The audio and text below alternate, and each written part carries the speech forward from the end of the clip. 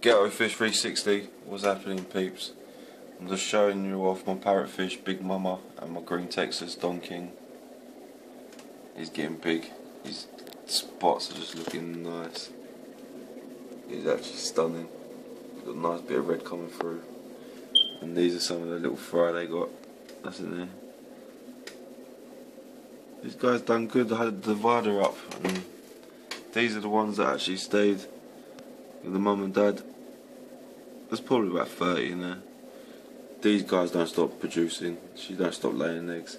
She was chasing the babies the other day. I think she wants to lay again. Let's look at him again. He's turning out so nice. Just need to get a bit more size on him. Once he's got some size on him, he's going to be absolute stunning. Don King, you know. And Big Mama. Really, really good pair.